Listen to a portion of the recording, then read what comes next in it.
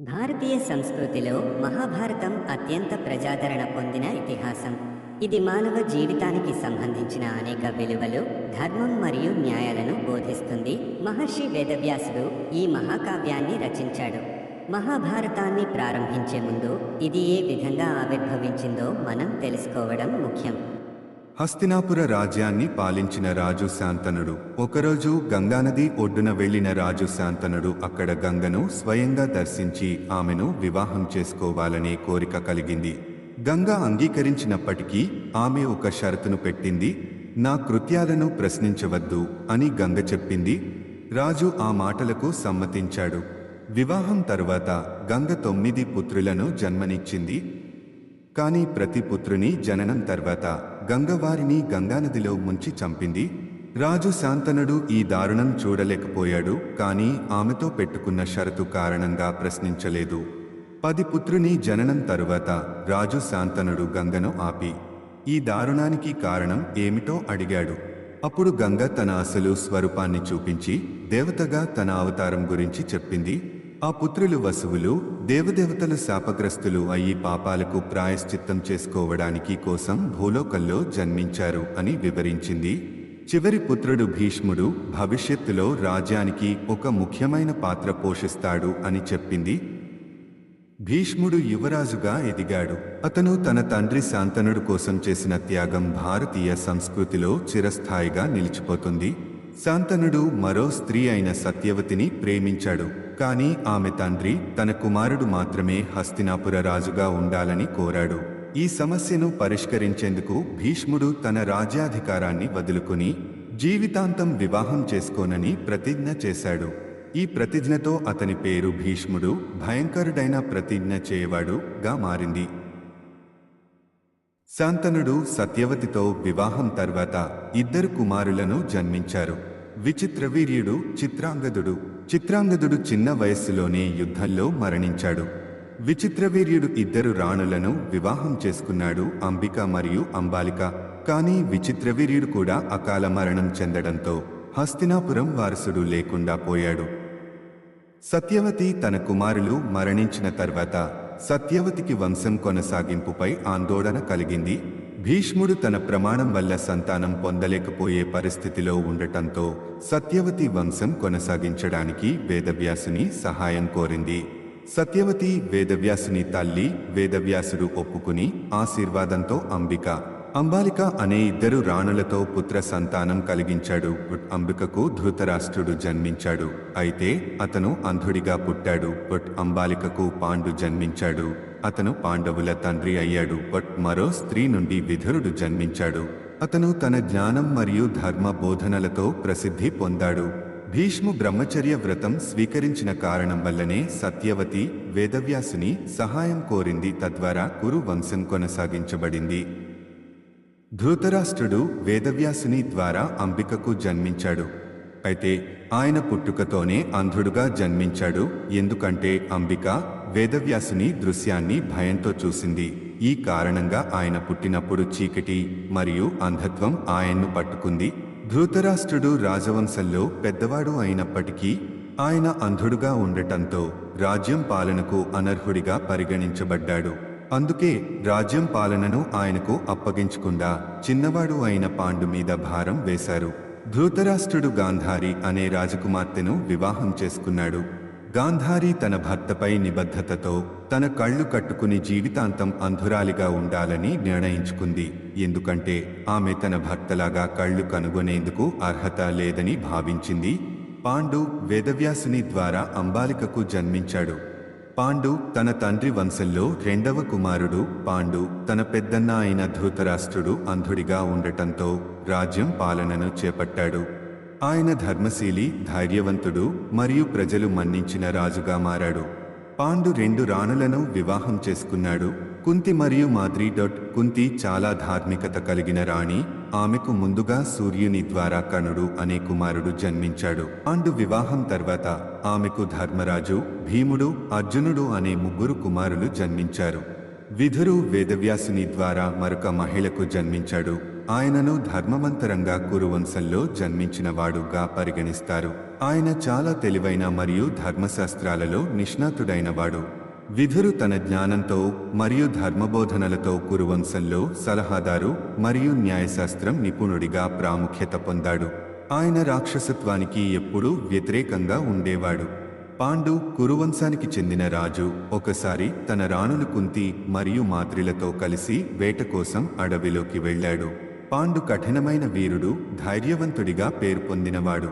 అడవిలో వేటాడుతున్నప్పుడు పాండు ఒక జంతువు కదులుతున్న శబ్దం విని ఆ దిశగా బాణం వదిలాడు.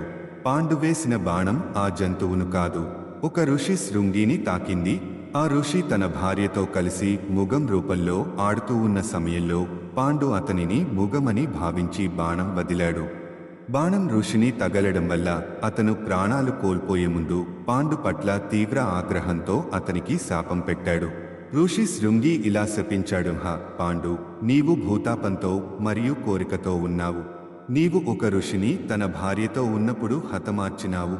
అందుకే నీవు నీ భార్యతో కలిసి సంతోషపరచాలని ప్రయత్నిస్తే నువ్వు మరణిస్తావు. ఈ శాపం పాండు జీవితాన్ని పూర్తిగా కల్లోలపరిచింది. అతను తీవ్ర దోహకంలో మునిగిపోయాడు, ఎందుకంటే అతనికి ఇక తన భార్యలతో సహజీవనం చేయడం సాధ్యం కాదని గ్రహించాడు. పాండు తన పాపబోధతో రాజ్యానికి అనర్హుడిగా భావించి రాజ్యాన్ని విడిచిపెట్టాలని నిర్ణయించుకున్నాడు. తన భార్యలు కుంతి మరియు మాద్రిలతో కలిసి అరణ్యవాసం చేయడానికి అడవికి వెళ్ళాడు. పాండు శాపగ్రస్తుడిగా ఉండటం వల్ల తనకు సంతానం కలగదు. కుంతి యౌవనంలో ఉండగా ఆమె గౌరవనీయులైన దుర్వాస మహర్షి సేవలు చేయడం వల్ల కృతజ్ఞతగా ఒక ప్రత్యేకమైన మంత్రాన్ని పొందింది. ఈ మంత్రం ద్వారా కుంతి ఏదైనా దేవతను పిలిచి వారి ఆశీర్వాదం ద్వారా సంతానాన్ని పొందవచ్చు. ఈ మంత్రం కుంతికి మానవ శరీరానికి అతీతమైన శక్తిని ఇచ్చింది. అంటే ఆమెకు దేవతల సాయంతో సంతానం కలుగుతుంది. కుంతి ఈ మంత్రం ద్వారా 3 కుమారులను పొందింది. ధర్మరాజు, యమధర్మరాజు ద్వారా, భీముడు, వాయుదేవుడు ద్వారా, అర్జునుడు, ఇంద్రుడు ద్వారా. మాద్రి కూడా ఈ మంత్రాన్ని ఉపయోగించి అశ్విని దేవతల ద్వారా 2 కుమారులను పొందింది, నకులుడు మరియు సహదేవుడు. ఈ విధంగా పాండు మహారాజుకు 5 సంతానం కలిగింది: ధర్మరాజు, భీముడు, అర్జునుడు, నకులుడు మరియు సహదేవుడు.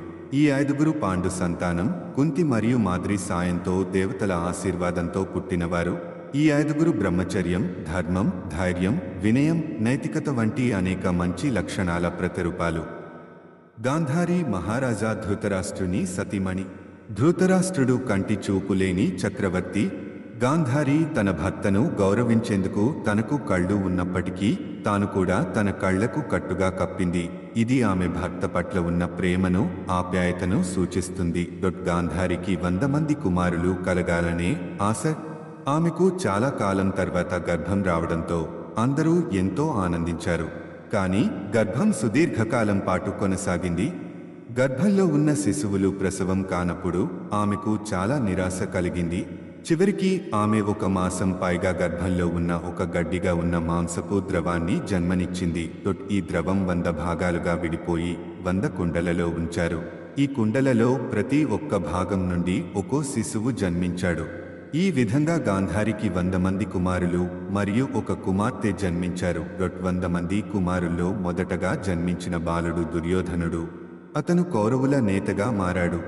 అతని పక్కన మిగతా 99 మంది కౌరవులు తమ తండ్రి ధృతరాష్ట్రుని అండగా ఉండేలా తీర్చిదిద్దబడ్డారు. హస్తినాపురం రాజభవనం. ఇక్కడ పాండవులు మరియు కౌరవులు కలిసి పెరిగారు. ఒకే వంశానికి చెందిన వారి మధ్య చిన్న చిన్న విభేదాలు ప్రారంభమయ్యాయి. దుర్యోధనుడు భీముడిని ద్వేషించేవాడు. గురుకులంలో శిక్షణ సమయంలో పాండవులలో భీముడు తన శక్తి, సత్తా వల్ల ప్రఖ్యాతుడయ్యాడు. అయితే ఈ సత్తా దుర్యోధనునిలో అసూయను రగిలించింది. ఒకసారి భీముడు తన శక్తితో దుర్యోధనునిపై విజయం సాధించాడు. ఈ ఘటన దుర్యోధనుడి మనసులో పాండవులపై ద్వేషాన్ని మరింత పెంచింది. దుర్యోధనుడు తన ద్వేషాన్ని కట్టిపెట్టలేకపోయాడు. పాండవులను నాశనం చేసేందుకు అనేక కుట్రలు పన్నాడు. వాకాబంకం, జూదం, అరణ్యవాసం అన్నీ పాండవులను కష్టాల్లో పడేశాయి. కౌరవుల పక్కన చేరిన దుర్యోధనుడు పాండవుల పట్ల శత్రుత్వం పెంచాడు. ఈ వైరం చివరకు మహాభారత యుద్ధానికి దారితీసింది. పాండవులు ధర్మపరులు, న్యాయపరులు కానీ కౌరవులు వారి అధికారం కోసం ఎటువంటి అన్యాయం చేయడానికైనా సిద్ధం అయ్యారు. మహాభారతం కౌరవులు మరియు పాండవుల మధ్య జరిగిన అతి పెద్ద యుద్ధం. ద్రోణాచార్యుడు మహాభారతం మహాకావ్యంలో అత్యంత ప్రాచుర్యం పొందిన వ్యక్తి. ఆయన కేవలం గురువు మాత్రమే కాకుండా ధనుర్విద్యలో అత్యుత్తమమైన నిపుణుడు కూడా. ద్రోణాచార్యుడు పాండవులు కౌరవులకు విద్యా శిక్షణను అందించిన ప్రధాన గురువుగా ఉన్నారు. ద్రోణాచార్యుడు తన శిక్షణలో ఎంతో కఠినతరమైన విధానాలను అనుసరించారు. ఆయనకు ఉన్న ప్రధాన లక్ష్యం తన శిష్యులను అత్యుత్తమ వీరులుగా తీర్చిదిద్దడమే. శిక్షణ సమయంలో ఆయన ఎంతో నిర్దాక్షిణ్యంగా ఉంటారు. ఎందుకంటే యుద్ధ కళల్లో అతి సున్నితంగా కూడా తప్పు చేయడం అనేది ప్రాణాంతకం కావచ్చు. అర్జునుడు పాండవులలో మూడవవాడు. ద్రోణాచార్యుడి ఎంతో ఇష్టమైన శిష్యుడు. ద్రోణాచార్యుడు అర్జునుని ప్రతిభను గుర్తించి తనను పూర్తిగా అంకితం చేశారు. అర్జునుడు ధనుర్విద్యలో అపారమైన ప్రావీణ్యం సంపాదించాడు. ద్రోణాచార్యుడు తన శిష్యుల్లో అర్జునుని ధనుర్విద్యలో ప్రత్యేకంగా శిక్షణ ఇచ్చాడు. కారణం అర్జునుడి కఠినమైన శ్రమ మరియు పట్టుదల. ఇక కర్ణుడి విషయానికి వస్తే కర్ణుడు కూడా ధనుర్విద్యలో అపూర్వ ప్రతిభావంతుడు. అతను అర్జునుడితో సమానంగా శిక్షణ పొందడానికి సన్నద్ధమయ్యాడు. అయితే కర్ణుడు సూతపుత్రుడు కాబట్టి ద్రోణాచార్యుడి వద్ద శిక్షణ పొందలేకపోయాడు. కానీ కర్ణుడు పరశురాముడి వద్ద శిక్షణ పొందాడు. ద్రోణాచార్యుడి శిక్షణ సమయంలో పాండవులు మరియు కౌరవులు తమ తల్లిదండ్రుల రక్షణలోనే ఉండేవారు. యుద్ధ విద్యలు నేర్చుకోవడం ఒకటేగాక క్రమశిక్షణతో కూడిన జీవన విధానం కూడా అవలంబించాలి అని ద్రోణాచార్యుడు వారికి బోధించారు. అర్జునుడి ప్రతిభతో పాటు కర్ణుడి ధనుర్విద్యలోని ప్రతిభ కూడా ద్రోణాచార్యుడికి తెలిసిన విషయమే. కానీ ఈ ఇద్దరూ భవిష్యత్తులో ఒకరిపై ఒకరు ఎదురు నిలిచినప్పుడు ఈ శిక్షణ ఎంత ప్రాధాన్యత కలిగినదో అర్థమవుతుంది. అర్జునుడు ద్రోణాచార్యుడి శిక్షణ ద్వారా ధనుర్విద్యలో నిష్ణాతుడిగా మారినప్పుడు కర్ణుడు పరశురాముడి శిక్షణ ద్వారా ప్రతిభావంతుడిగా ఎదిగాడు. ద్రోణాచార్యుడు ఇచ్చిన శిక్షణ పాండవులు మరియు కౌరవులకు ఎంతో ప్రాధాన్యతను కలిగించింది. అర్జునుడు ద్రోణాచార్యుడి పట్ల ఎంతో భక్తి ప్రపత్తులు కలిగి ఉండటం, గురువు శిష్యుల సంబంధంలో ద్రోహం లేకుండా ఉండటం అర్జునుని ధనుర్విద్యలో అత్యుత్తముడిగా మలచిన ప్రధాన కారణం. కర్ణుడు సూర్యదేవుని ఆశీర్వాదం ద్వారా కర్ణుని పొందింది కుంతి. కానీ కుంతి తనను బలవంతంగా అతన్ని జననం తర్వాత వెంటనే గంగానదిలో వదిలేసింది. కర్ణుడు ఒక సూతపుత్రుడిగా పెరిగి ధనుర్విద్యలో ప్రావీణ్యం సాధించాడు.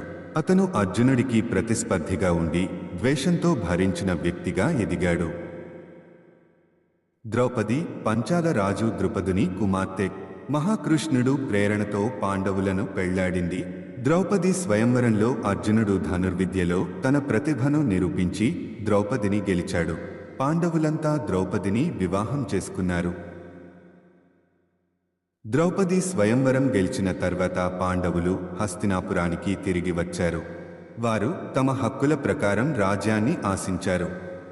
అయితే కౌరవులు ఈ ఆస్తిపై తమ హక్కును వదులుకోవడానికి నిరాకరించారు.